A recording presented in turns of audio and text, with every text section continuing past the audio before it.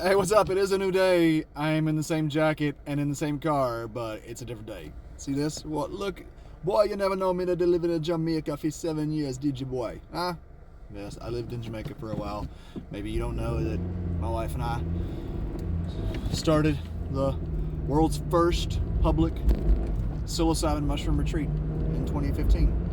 Actually, it was 2013 we started it. It was 2015 we were arrested here in the United States for doing underground ceremonies, and we kept doing the work in Jamaica because, well, this is what we do. It's so needed.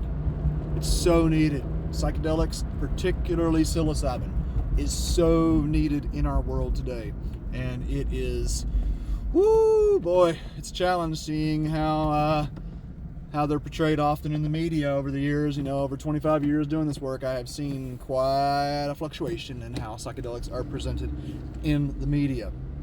But that's not really what I want to talk about right now. What I want to talk about right now, I mean, it's reflective on what's going on in the media around psychedelics, but it's more an ongoing state of affairs that needs to be addressed, and that is personal responsibility. I cannot tell you how many times in this work I have seen people blame the mushrooms, the facilitators, the setting, any number, the dog that was barking down the road, God knows what. And it is extremely important, if we are really in this work for personal growth, spiritual growth, that we take radical responsibility for our lives. Is all a reflection of what's around us. You don't like the way people are coming at you, you don't like what's happening in your life, check yourself before we check everybody else. And this can be said in psychedelic sessions as well. Now, yes, there absolutely need to be standards in facilitation, there needs to be accountability, there need to be feedback loops so people understand how they can improve their practice.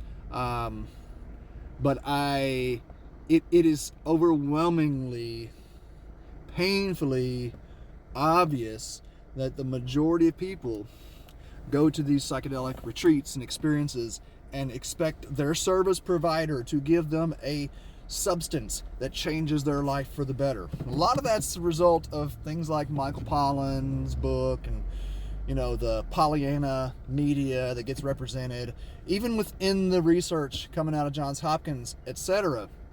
There's a lot of information that was not shared as these institutions were attempting to paint psychedelics in a positive light. And that's great. They need to be painted in a positive light, but that is not the only light that they need to be painted in.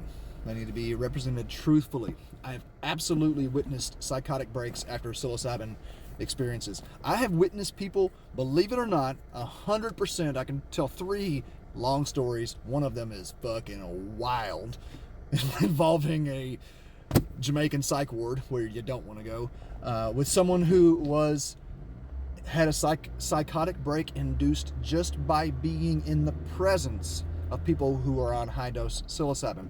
And what's even more important to bring into the conversation is that cannabis is more likely to induce a psychotic break than psilocybin. Now, ayahuasca, that's a whole different story. I think there really does need to be a more expanded conversation around harm reduction, particularly with ayahuasca. Having worked with well over 1,000, I mean, I documented about 1,100 people, close to 1,100 people that I worked with in Jamaica. Outside of those documented experiences, I've worked with hundreds and hundreds more, and I have absolutely worked with a lot of people. I don't know, it's hard to say what a percentage is, but a certain percentage of people who have been to ayahuasca that have had psychotic breaks afterwards. Some of them years-long paranoia that they then came to the mushrooms and got relief, right? So all psychedelics are not the same. There's so much that we could talk about around each one. Psilocybin is my specialty. I have easily taken 500 doses of mushrooms. I have easily administered 3,000 documented doses of mushrooms. So I've got a great sample size that I've seen, and I love to share my experience and knowledge with the wider community.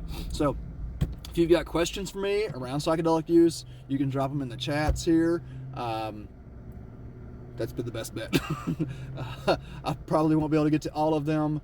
But maybe I will, because I don't have that great of a following yet.